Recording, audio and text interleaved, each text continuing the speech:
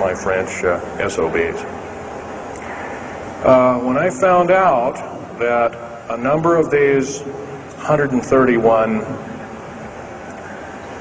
deep underground military bases are being used to subvert the Constitution of these United States and its people, I says, that is enough. I can't possibly be connected. Oh, well, Mr. Schneider, you can't quit, they said. Well, I says, yes, I can. I'm an individual, I'm going to quit, and I'm walking off the job. And he says, so I got arrested and casually told, well, you got to finish a job. And so I caved into that part, and I finished 3 weeks, and then at that time my father was dying, and I was allowed home, and I never went back for my paychecks. Don't intend to either. These people are beginning to show signs of being our utmost enemy. I'm talking about military people now engaged in training foreign troops on American soil, clearly against the Bill of Rights and the U.S. Constitution. It's why we formed a government, why our forefathers formed a government, a republic of these United States in the first place, way back 200 plus years ago. Because the drawing and quartering of soldiers, taxation without representation, law by edict, otherwise known as today's version, executive order, among other things.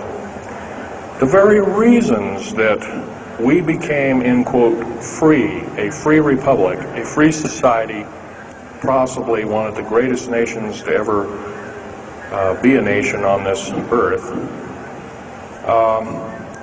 were instilled in our founding fathers that are now so far away from the people now running our federal government structure. So I'm here today to touch upon a number of subjects. One being that these underground bases are roughly over 3 of them per state. There's now, instead of 12 prison camps, there's 39. That's almost 1 per state. They're building 2 prison camps every 7 months. They're building 2 underground military bases every year. Each one of these military bases, by the way, these underground military bases, they cost somewhere between $17 and $26 billion. They employ 1,800 to 10,000 workers each in varying grades of skill. They gobble up totally through the black budget, over 1/4 of the black budget, or roughly $310 billion. Of course, you may say, well, where are these figures coming from? Well, the black budget, as we know it, in quote, black projects, which anything called black is significant of hidden from Congress, hidden from the American people, and very few people are even in the know about it at all. But black budget per year garners over $500 billion a year. And it's these kind of huge quantities and sums of monies are garnered through CIA drug activity, National Security Agency clandestine operations, mostly in Panama and South America. Now also engaged in Russia in bringing and refining strategic metals. By the way, you might want to ask, where's all these kind of interesting new metals coming from? Over here on the whiteboard we have the new periodic table. It's got 140 elements. Now in our high schools of today, I was in a high school about a week ago, I saw a new periodic table had 105 elements on it. Now somewhere we're not being told the truth.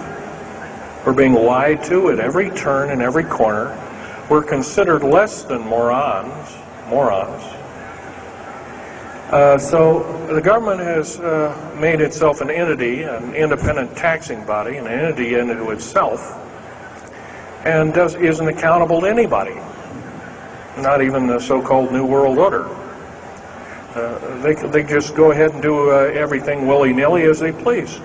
There's nobody checking. You don't have to worry about this. Occasionally there's a senator who pokes a nose in here and there, and that senator finds out either nicely or not so nicely that you don't do things like that. Now, if we're to gain a grip on our country, if we're to take our country back, we must first ask our public officials if they cannot tell us the truth, and we will impeach them, or they will be impeached, or they'll be tried as traitors. This is pretty stiff language. Already it's slowly beginning to trickle out and to occur to a number of people that this may be the only way out.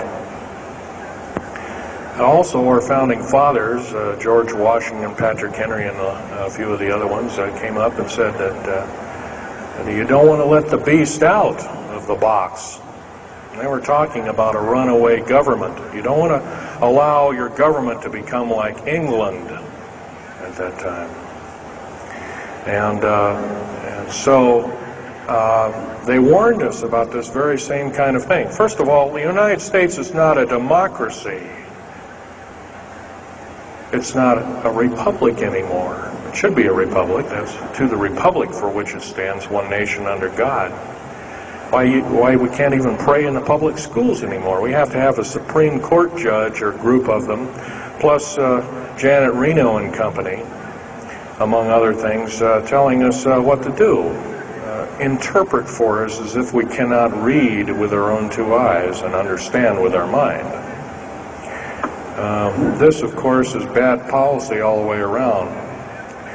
And I guess I don't need to blow that by your ears. Okay, on another subject, I have a number of items up here at the table.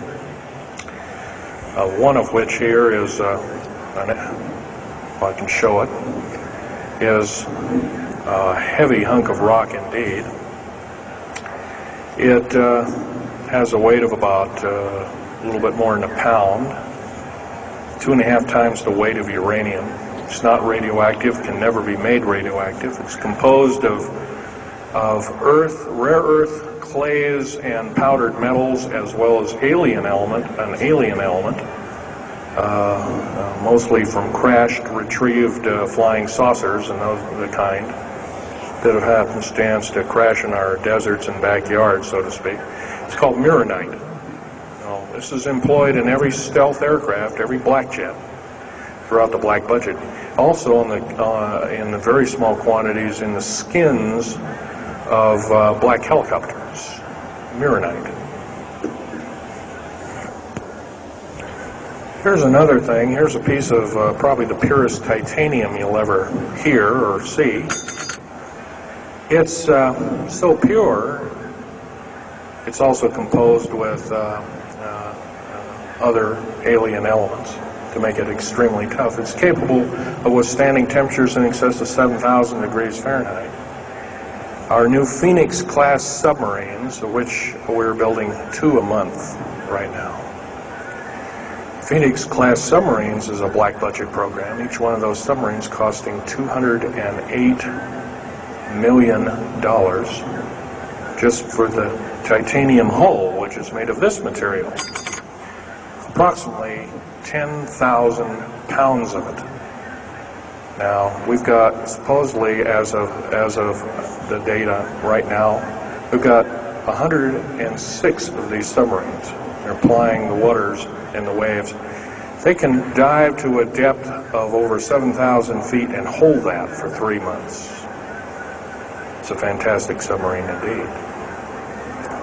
It has 11 grid-bed nuclear motors on it, engines that run everything, purify the air. And, by the way, these aren't your usual nuclear motor installation.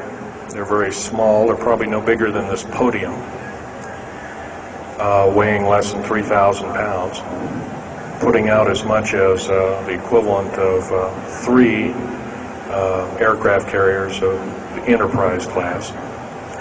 But these Phoenix-class submarines are getting this medal. Now, where are we getting the medal? Well,